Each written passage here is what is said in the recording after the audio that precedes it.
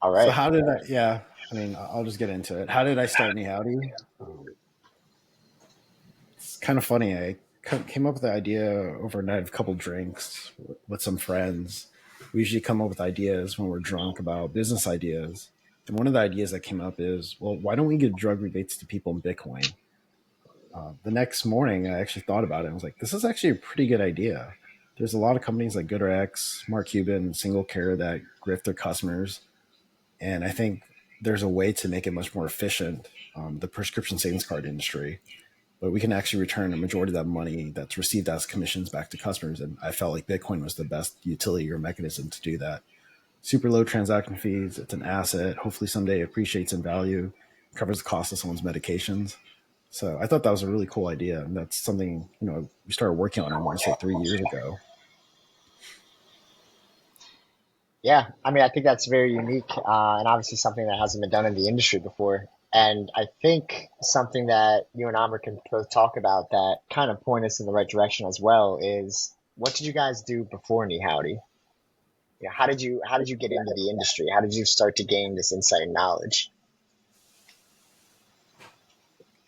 I I'll let can either touch. one of you take that.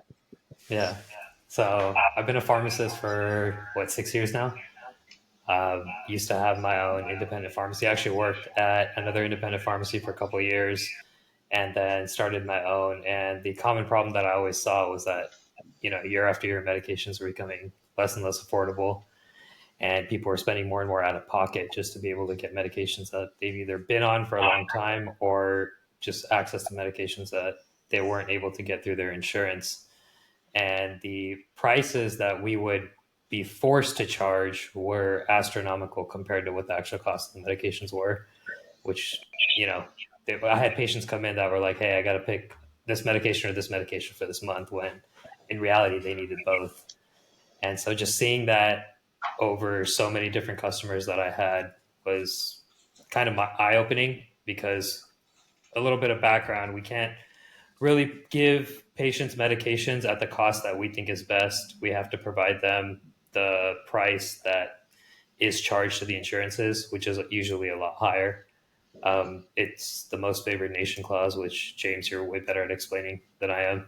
So you can explain that concept a little more. But I've been within the pharmacy for ever since I can remember. I have family that's in pharmacy as well. And this was always a common theme as I got a little older that I always saw. And so we just decided that it was time to do something about that and to change up and frankly shake up the industry. Yeah, for myself, I've been in pharmacy my whole life. My father was a pharmacist, so it was very common for me to find myself after school and on the weekends working for him.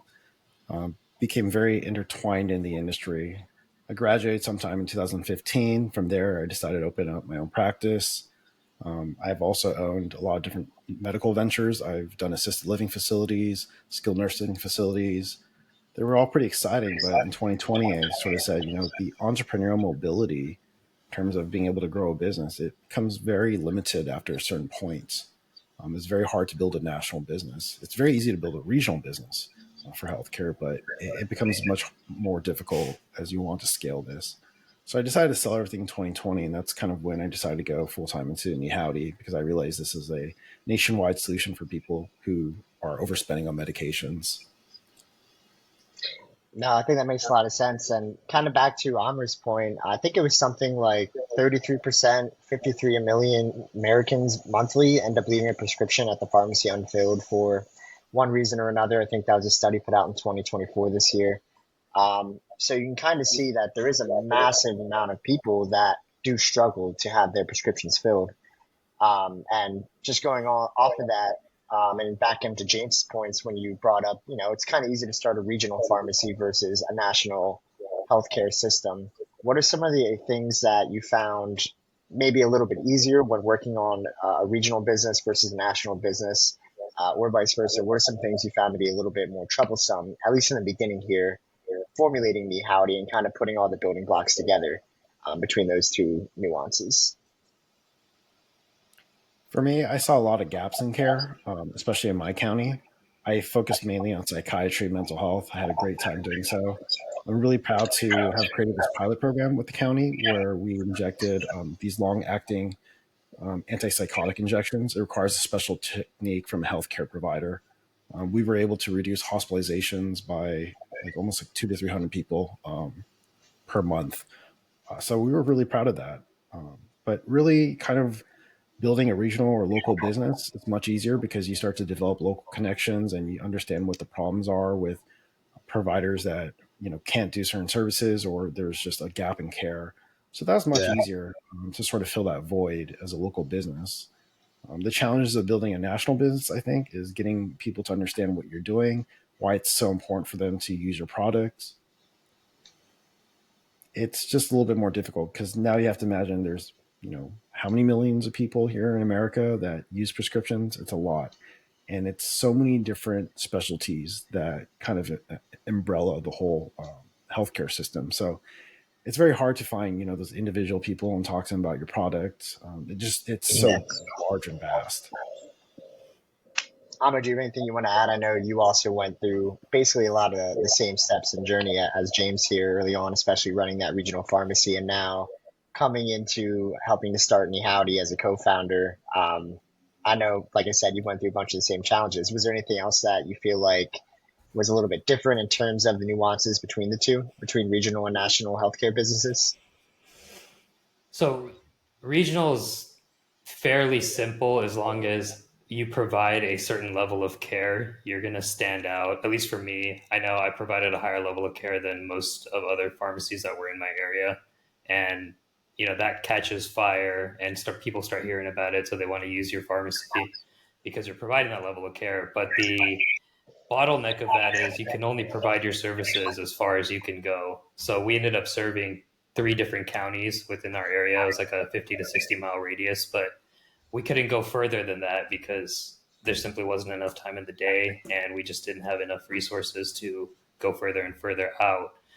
So, we always, and I also did mental health and I did high care infectious disease as well. So that was a lot of like the specialty stuff Okay. that a lot of regular pharmacies didn't have access to, or they weren't providing the proper level of care and monitoring, things like that.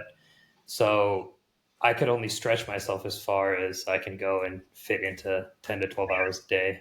But you can't, we didn't operate around the clock. So that was definitely a challenge. Um, on a national scale, I mean, if you get contracted in all 50 states and you have locations in all 50 states, you could provide to some degree the same level of care. But I know, at least for me, there isn't 50 of me that I can put in each state to then provide that. So that was the bottleneck that I realized. But yeah, it was all about, I wouldn't even necessarily say it was branding for me. For me, it was more just getting into those offices, providing the care that I provided to the patients, and then the patients referring back and forth. But that only goes so far because, again, like James said, it's regional. You get to know people, you get local connections, and then it grows from there. But it's limited to however far that scope is. So Yeah. I did No, a fair James? amount. Yeah. So I was going to say, I did a fair amount of work for assisted living facilities, adult residential facilities. Basic way to really understand it is imagine a ton of residents who live under, one building. And typically they're going to need a lot of medications. For some of the caretakers, it becomes very difficult to manage the medications. And what was really special about the pharmacy we built here is that we had compliance packaging. So I don't know if you've ever seen like pill pack. They've have these like specialized baggies where they put multiple doses into one bag for say your morning dose or your evening dose. We actually had robotic machines that did that as well. Some of our facilities absolutely loved it. We also operated these compliance blister packaging machines, and essentially it was really cool because we were able to print the resident's picture on the compliance packaging. So it made it easier for the caretaker to actually administer the medications. They could see the person and be like, oh yeah, this is definitely, Susan, or this is definitely Becky or whoever in the resident was. So that was like, incredibly innovative. And a lot of our distribution material ended up in the hands of other people. And that was kind of like a huge selling point for us. I did absolutely zero marketing for my business. I felt like our product and service really just sold itself. And that's kind of the same principle I wanted to take from my previous experiences and bring into NiHowdy is like, how do you build a product where it sells itself? If you're a company or startup that's just spending so much money on digital ads, advertisements, just to get a product in someone's face, and you decide to axe that, is your product still any good? It's, kind of it's an internal question that you have to ask. And, sort of when we built NiHowdy is passing back all these drug rebates to consumers. For me, myself, like if I was a customer of my own business, I would absolutely love it. I mean, I'm getting back Bitcoin or, soon stocks, all my prescription expenses. Like that is awesome. I would be a huge fan of that. But yeah, that's essentially, the product that we're selling, the experience. It needs to be able to sell itself at the end of the day. People should be able to talk about it with their friends, their family members, their own physicians, doctors, about, how cool of an experience um, that we're providing. Yeah, I think Yeah. you make a lot of good points there as well. I think too, just from a marketing perspective, while we're working with a regional business, definitely excels. I won't say depends, but it's helped out a lot by word of mouth marketing, which personally is, my favorite kind of marketing because you don't have to do anything for it. But I think the real challenge, at least from my perspective, in terms of going from local to national, is really just getting the brand in front of people from all different walks of life. People in the same region, in the same town, in the same district, they tend to have similar hobbies, they tend to have similar habits, geographical similarities, basically. And then when you kind of extrapolate that to the entire country of the United States, there's no good way to be able to target everybody, right? You have to really drill down into different subsets, different angles for everyone. And I think that's kind of where the challenge lies because when you have a startup and it's a small team, then you really have to be decisive where you're taking action, where you're putting your time and effort in. Just like Amr said, there's not 50 of him able to go around making brand partnerships and stuff like that. So I think from a marketing perspective, that's probably one of the more challenging items that we've had to deal with, at least in the past couple months to a year. Yeah, I mean, a one size fits all approach doesn't work. And there are certain businesses and certain products where that does fit, but it limits the scope and the scale. But I know with the services and things that I offered in my past venture, it was tailored services specific to a subset of people. My entire thing was not just making the patient's life better, but we really made the providers and their ancillary staff their lives easier, which then made the patient care aspect a lot better. And so it was a good experience all around. So I think for us on a national scale, the product needs to provide that same level of value to all customers, and then we can tailor what we're doing to specific subsets of people. I think that's very important to understand as we continue going through this process and this journey and figuring out how to approach different people. Is that the product is the baseline, and then how we market it and tailor it to everyone that we are giving it to or providing it for. That's really the key distinction and the factor that we have to sort of figure out. Yeah. I think that's a good segue as well into another question that I know we wanted to touch on today. So the product makes a business, right? The product has to fit the people. So I think you guys are probably the best position here to explain why is Meowdy for the people? How is the service, the product built for the everyday person versus kind of the differences from other products out there that are competing with us on an industry wide scale. Here's the insight I can give you as a pharmacist.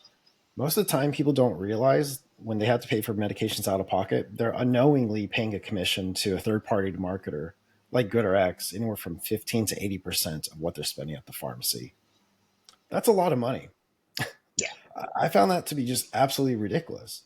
These companies just sort of tell you, hey, we're saving you money, but they don't really tell you how they're making money on the back end. They're also selling your data and they're also getting manufacturer rebates as well. And they're getting it all from using your own money, which I thought was just absolutely ridiculous. If you ever listen into the shareholder meetings when the CEO of GoodRx speaks, he actually says, like, I don't understand why we're even a publicly traded company. That's a little bit insane to me.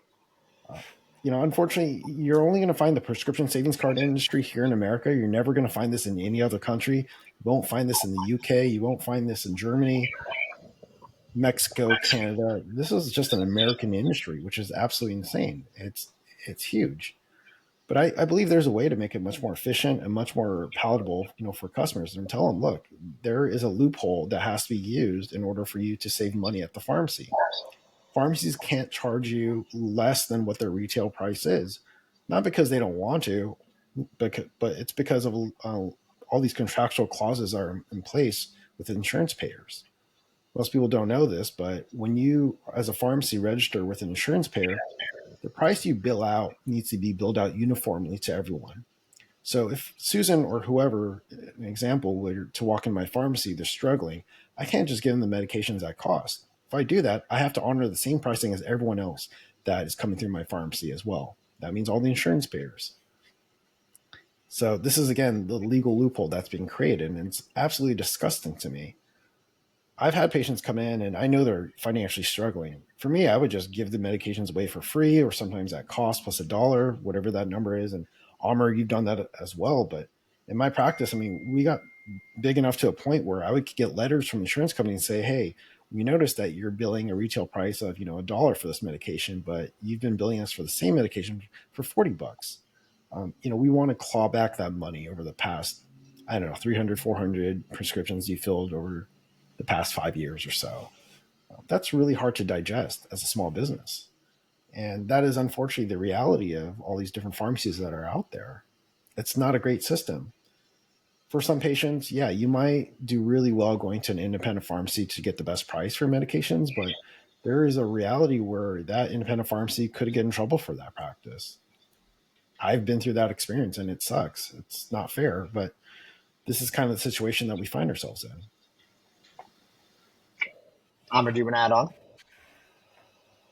No, I was thinking in the back of my head how many medications I've had to give away for free just because I couldn't charge a much lower price that was fair to the patient and fair to myself as a business. And so, in order to keep that patient and make sure that their health stays in order and that they don't have more problems down the line, it was just giving it away for free because that's at the end of the day, we also took an oath as pharmacists to make sure that we have, patient care is at the highest level. And it's just, I think it's disgusting that this entire industry is there and these loopholes have been created. And it's not a small industry either. It's not, in the millions or tens of millions or even billions. It's, hundreds of billions of dollars that this industry's created.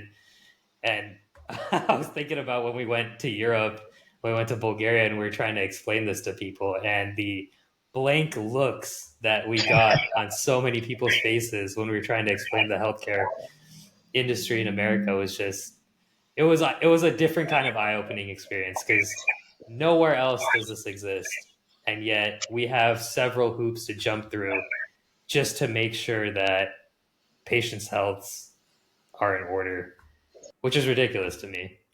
So, as far as why NiHowdy is for the people, we're trying to get as much value as we can from this crazy system of loopholes that exists and provide that directly back to the customers and the consumers that are paying for it at the end of the day.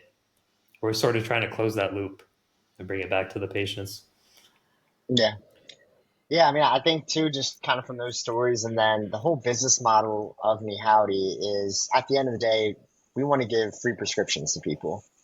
The idea is that we're able to use an asset that will appreciate over time in the form of a reward that will eventually offset the total cost of the prescription. Now, initially, I know we started working with Bitcoin. We're working on moving into stocks right now. But I guess kind of my question to you guys is where did that affinity with Bitcoin start? How did that knowledge and understanding and interest go from one thing to now NiHowdy? I've been in Bitcoin, I want to say, since 2009 or 10. When I first found out about it, it was pretty interesting. I think I was in college at that time. I didn't really understand it. I didn't understand, the importance of self-custody. I didn't understand a lot of theoretical applications behind it. I kind of just thought it was like a virtual currency. But I want to say maybe in 2019, 2020. This is kind of when I started to pay attention to it. I read the white paper and was like, oh, wow, this is absolutely insane. Like the value proposition behind this, the fact that it's a trustless system. It's first time ever. It's this asset that no one can really take away from your hands. It has immense property rights. Like that is really what made me say, "Oh my god, this is amazing." With the introduction of Lightning, where you're able to essentially pay people with Bitcoin, but on a second layer, which is much cheaper in terms of transaction fees. I just said, "Wow, this is absolutely crazy. You can do day to day transactions with this, and it's quite affordable for the most part." But that was kind of my, again, my journey into Bitcoin. Trying to figure out how to apply Bitcoin to healthcare was a little bit more challenging. When we came up with the idea of, why don't we give drug rebates back to people in Bitcoin? That's kind of an aha moment for us. So that's interesting. I don't know if I always say we're a Bitcoin company first, but it's kind of like we're also a healthcare company at the same time. It depends on who I talk to, but it's kind of like we're both. Yeah. Yeah, that's always been.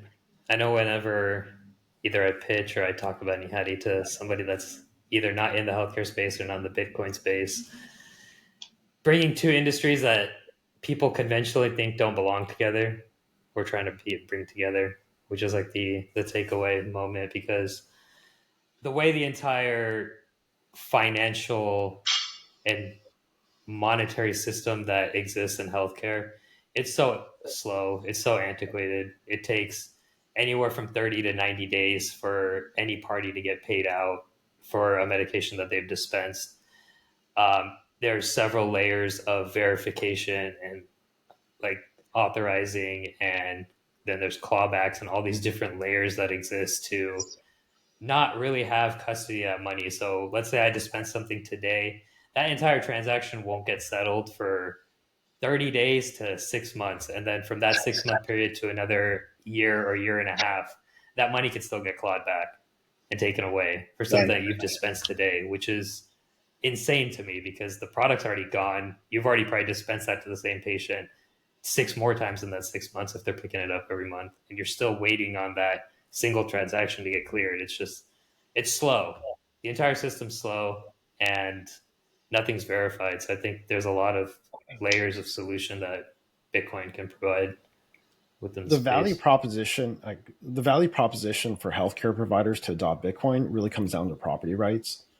If you think about credit card charges, I mean, that can always be challenged, 6 months later down the line. If there's an insurance payer that's paying you out, I mean, they could claw back those funds 3 years later after the fact. But accepting Bitcoin as your, medium of currency, it's final settlement. You can't claw that back. You have immense property rights over essentially what is money. So again, that's the value proposition I always tell healthcare providers. Consider Bitcoin. It's great. But I want to transition a little bit towards you, Nate. I mean, I don't, when did we first meet? And I still don't know why you decided to work on Howdy. Was it just because, you were just looking for a job at the time, or like, was there just some sort of like, oh shit, this is kind of a cool idea that we're working on? I'm just curious. I mean, when we first joined Howdy, it was like, we were still in this like baby phase of like, creating this idea and putting it together. Yeah, yeah. Well, going back to your first question, when we first met, I believe it was probably February of 2022, I want to say. I was working as a project development manager for Pandia Health, a telemedicine startup for birth control, and you were a consultant on the project. And I remember one of my first tasks was to take our entire telemedicine workflow in Figma and basically optimize it and like almost redesign it to be smoother. To which they said, "Hey, there's meet this guy, James Wong. He'll help you out with this. He understands if you have any questions." And it was awesome because we went into the meeting and James re-optimized the entire thing for me, and I just watched, and I got my work done on time. But all jokes aside, it was actually crazy to watch him work in such a complex industry and really a complex problem that he solved fairly quickly in terms of, really not having to go in depth or too complex with me. He understood it. we got it done. And it made me realize that there's a lot more I have to understand about telemedicine. But that first touch point there, I'd say I was like, wow, okay, well, this guy's smart as shit. So that's the initial impression I had. Moving forward, I know we stayed in touch over the next couple months, and I believe it was probably going up to almost a year later, about 10 months later in December when NiHowdy was first brought up, as kind of the idea that you were feeling out. I know you were talking with your legal team, making sure you start to file basically your or articles of organization for your business and all that. And then I think I was originally brought on, I think at the end of May in 2023 here. And kind of the initial reasoning that I did want to join on is one, I knew you were an intelligent person. Hearing you explain a lot of these inequalities in the healthcare system, hearing Amr explain a lot of these inequalities, it was easy enough to sell me because logically it made a lot of sense to me. I feel like there's a lot of things going on in the background that you guys have made me aware of that show not everything in fair is fair. And although we know life isn't fair, there's still steps that we can do to try to mediate it. And so I think the idea was pure. The goal was pure there. And I think there was also, from a business sense, a gap that we could fill that previously had not been touched upon yet. So I think if you take the aspects of, what's our mission, what's our value statement, you take the business logical reasoning, you put it together, to me, it felt like a slam dunk.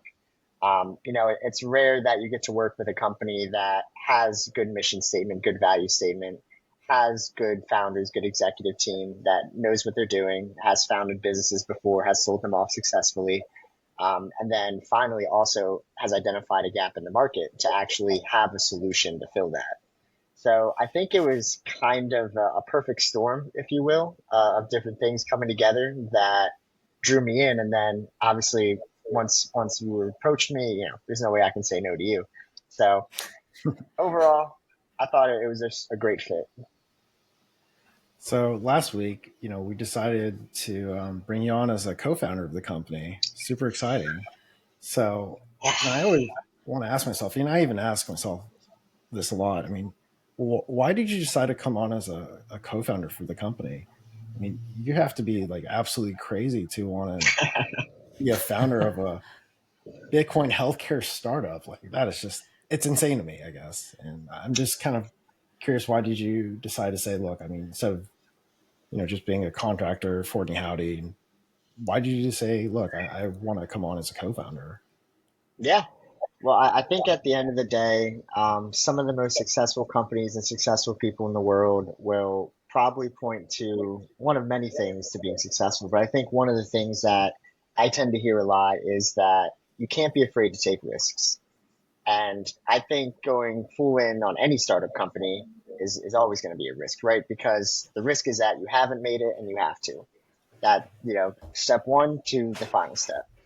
So taking that into account and then kind of taking, the previous conversation we just had into account, I feel like this was a good risk that isn't quite as risky as 99% of the other, I guess, ideas that would come to mind. Now, Bitcoin and healthcare, now that's risky. I think that's probably the crazy part that we're talking about that is more so complicated to explain to people that may not have knowledge of the industry previously. And I think that we've actually done a very good job working our way around that, and especially working on pivoting some service offerings to where, Bitcoin is kind of our standard, but we're also working on preparing to offer stocks. We're preparing to offer these other ancillary services that perform the same as an appreciating reward, but a little bit more widely accepted, a little bit more widely understood. And therefore, we're not diluting our service at all, but we are actually expanding the opening to more people, and we're getting it's more easy to get our brand out there, more easy to build brand awareness, more easy to build our adoption rate. And so I think taking all those things considered, yeah, it was a risk, but risks are worth the rewards at the end of the day. And I think that this could be potentially a very big reward for all of us. So I'd rather throw my hat in the ring where I'd rather rely on us three than rely on someone else to kind of get us to where we want to be in life. Absolutely. I mean, we're great to have you on board. I mean, Armor and I have been talking about bringing you on as a founder for, I want to say, almost a year because we really loved Yeah. working with you. Like, we really thought about it. I mean, at least for me, I was just like, I'd be very upset if you weren't a partner of the company. And just seeing how, like, you're very good and eloquent at what you do. You're absolutely hardworking, but you have this like passion behind it. That part was very intangible for us to measure. Like, that's not something I see in other people we've worked with, and I think that we were just like, we have to bring you on as a partner. It was just that was we had to do it. We loved it. So I guess Crazy. That's already been like a year and a half. yeah, absolutely I, crazy. honestly, I think I brought it up to James within like the first 2 months that I came on board fully. I was like, for me, I was like, dude, Nate just gets it. And for us, we've like, because you don't, you're not, your background's not in healthcare, which some people may think is not a strength. Honestly, I find it very valuable because it's a different perspective that sometimes I'm blinded off by. So when I heard you talking about certain things and how to go about certain solutions that we're trying to get to, and it just clicked. I was like, oh, this like Nate gets it. Nate gets exactly what we're seeing, even if we don't necessarily see it all the way through. Like you're there on board, and for me that was insane. So Thank you. I think the other value there is that you guys are. I think Jared said it on the call yesterday when we was talking about how we were describing the new API connections we're going to build out. You guys are here, and I'm here when it comes to like complex healthcare issues. And I think being able to have those conversations with me and basically breaking it down to explain like I'm five also provides valuable insight for us to take that and kind of disseminate the information amongst other people who are looking to adopt NiHowdy, looking to use NiHowdy, and kind of the value there of having to break it down internally before we disseminate, content or marketing material, kind of makes that step easier because you're already doing it before we even create those pieces of content, those social posts and all that stuff. So did you yeah, it's have a good question. like an aha moment where it just all like all the pieces just got put together and you're like, oh, now I understand where this is going and how it all fits together. Did you have that aha moment at all in the last year and a half? I think once we built out the website a little bit more, especially the user portal and seeing how users are going to interact with it, because I always felt like I understood the business model, but I thought the hardest part was going to be getting users on board and sticking them there, right?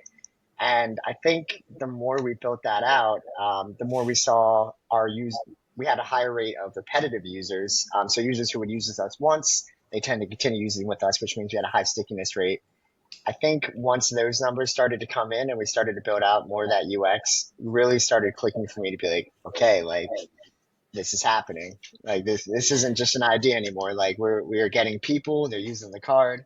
This has become real. So I think that's kind of been one of the more eye-opening, like, wow, like let's do this type of moments for me.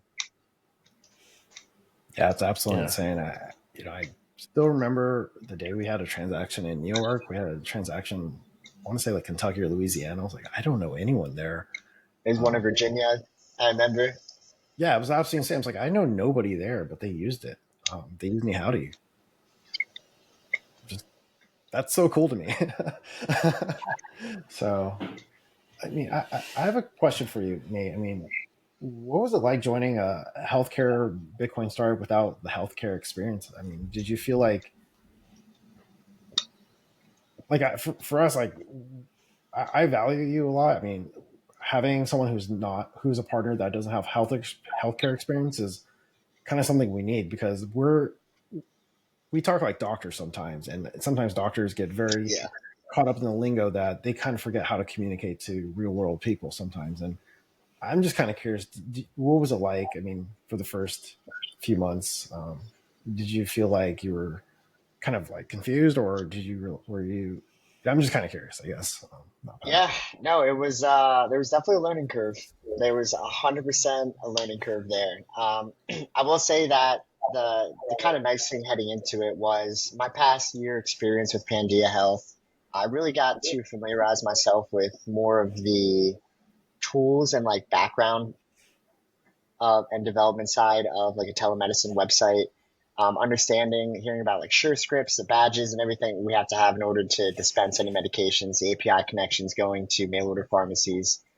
So I had a chance to really integrate myself with the actual software end of things with Pandia Health. However, in terms of really generating marketing from the ground up with you guys and hearing the initial talk of, why is this business model viable? Well, here's the inequalities that exist in this prescription savings market. It started in like the 90s, and you guys can talk about it all day. And hearing that conversation, I had to have it a couple times told to me. I had to space it out too. I didn't want you guys to think I didn't understand it every like right away. So I had to, every other week. Oh, hey, what happened about this prescription savings? Like, how did this start again?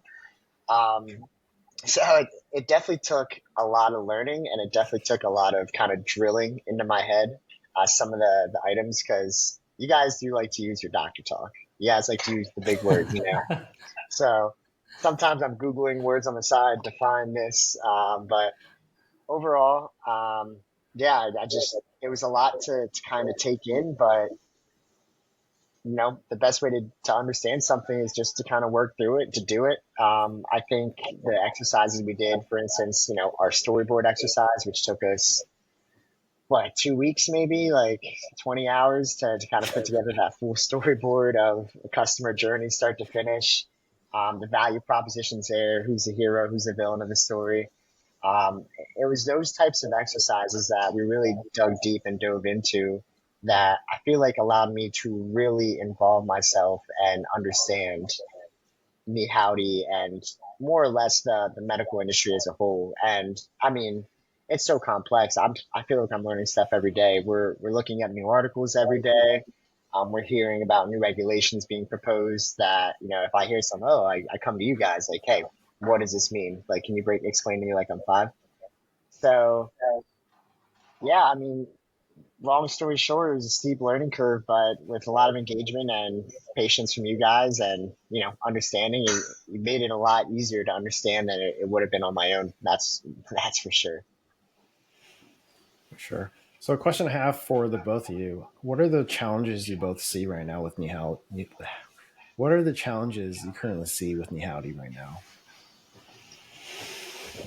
For me, it's just getting it out to as many people as possible. I think that's the biggest challenge that I've seen. We've tried the business to consumer, and now we're trying business to business. It's just getting the product out to people and then getting people to use it and seeing the value, and then the word of mouth marketing, which for me too is my favorite way of doing it. Um, that's the biggest challenge and struggle that I've seen, that at least I've faced in my own efforts for this. The other thing is the products that we're offering, just integrating all of those and really figuring out the nitty gritty about the different contracts that we have, the pricing, or our stocks offering that we're looking into and trying to bring on, um, debating whether or not we should have other vehicles of rebates and rewards that we're providing back. Those are the big challenges, sort of the big picture challenges that I've seen, that I've faced so far. What about you, Nate? Yeah, well, I definitely think probably the biggest one in my mind is the amount of people right now that understand and have favorability towards Bitcoin as a vehicle versus other items like Amr just mentioned, stocks. And I think the challenge there is the level of effort it takes to really educate people about Bitcoin and how it can be used and its value, how it can protect against, like crashes of the stock market, and really showing its utility there versus when we actually get to integrate stocks. That's just something that has been ingrained within the U.S. culture for so long, especially when you look at different immigration ethnicities. Asians, they tend to be very, very knowledgeable of the stock market. They tend to have a lot of holdings. I think it was like 60 something percent have stocks that have immigrated here from Asia, Southeast Asia. And we've seen a little bit lower than that when it comes to, I think, South and Central America, although they're still, I think, in the 30 percentile. So overall, we see a lot of immigrants that are coming here that understand the stock market that, more often than not tend to pay for an out-of-pocket prescription maybe once or every now and then more often, which are exactly the type of situations that we aim to help, right? We aim to alleviate anyone who needs to purchase a prescription out of pocket. So I think kind of the first fold answer there is really the adaptability of our services, and which vehicles we use to offer these appreciating rewards. So growing that understanding, and expanding those service options to improve that adaptability, I think is a big for us. And then I'd say second fold, other than that, is really scaling internally as we start to build out more deals, because we just started working with the Giving Block, nonprofit entity here to kind of help give back as well as to whatever our customers want to give to nonprofits. I think it's scaling, internal emails, whether it's scaling SEO, whether we start scaling PPC ads through investor money.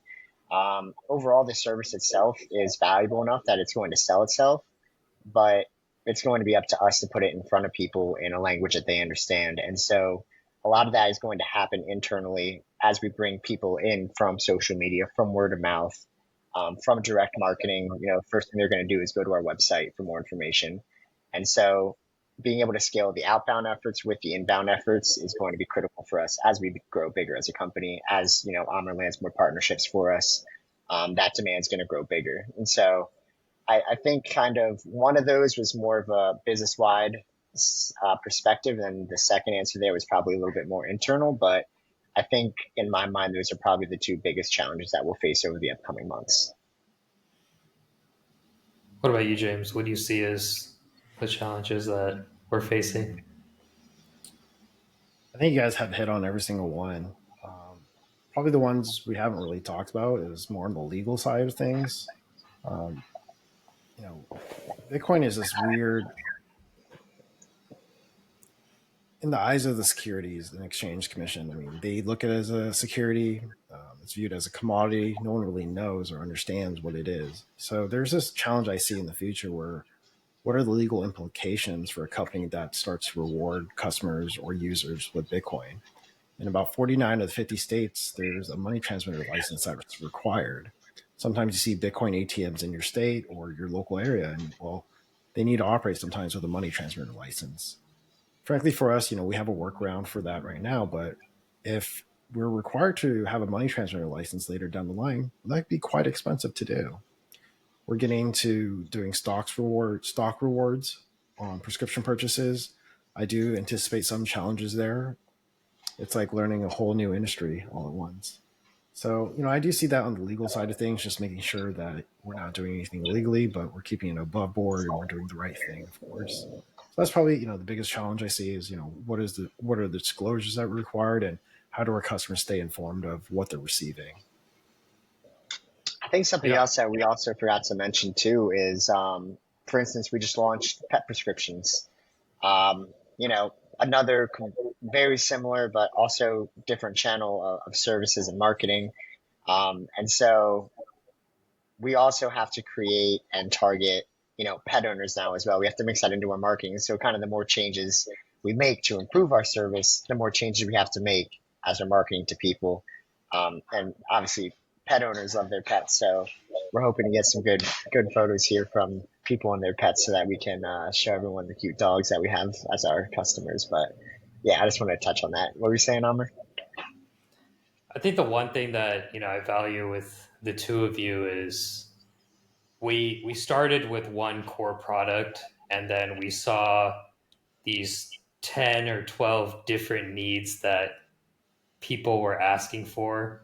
And so we all took it upon ourselves to figure out how to serve those 10 to 12 needs. And somewhere down that line, we realized that, hey, we can't do all of it all at once. We have the framework of what we need to do, but let's tackle each one step by step, really get it down, really work it out, provide that offering to all of our customers and then move on to the next thing. I think that's something that is we all understand and we value, but we don't necessarily bring it up.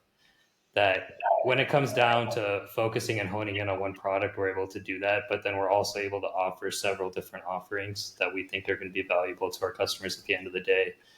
Um, Most marketing that I've seen and most products, they tend to have this spray and pray approach where it's throw it all out there and see what sticks and then axe everything else.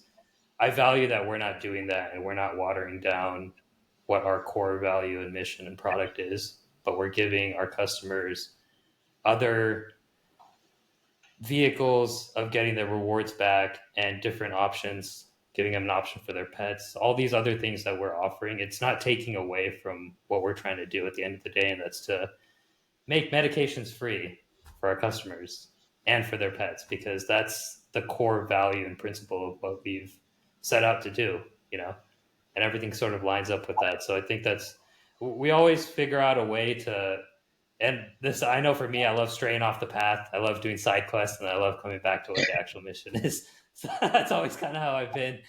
So I find it very funny and also very valuable that you guys are kind of the same way and we can all, you know, come back together and hone in our product. For Meowdy, that kind of came like a dual fold sort of inflection point for us. I remember someone asked if they could use, I think it was like their pet rabbit for NiHowdy, and I was like, oh shit, like I guess people are going to use this product that we have for pets. So it was kind of like, all right, well, maybe we should put some thought into Meowdy. But more of a personal story. I have a pet dog, it's a Schnauzer. Her name's Pepper. But I had to take her into the vet for an ear infection, and they wanted to give me some antibiotics that I know cost like $2-3. They were charging me like a couple $100 for it. I was like, this is absolutely just ridiculous price gouging. And I'm sure my vet experience might be different from other people's, but I was just kind of absolutely disgusted by that. So that was the first part. The second part is I knew the products they were pushing, some of them are getting rebates on directly. So I was like, this is not a really great solution. You know, if you're a vet selling overpriced meds to pet owners, like I think that's terrible. So that's kind of the inflection point of like, well, maybe we should also push Meowdy too, because we're essentially just targeting a different demographic, but it's a solution for pet owners at the end of the day. Yeah. And I know we do have another meeting to hop to, so I think that'll be a good spot to cut it for now. And then next week when we come back, we can start to dive in a little bit more into the firsthand experiences we've had during that first couple months to a year of starting NiHowdy. But until then, thanks everyone for listening, and we'll catch you next time.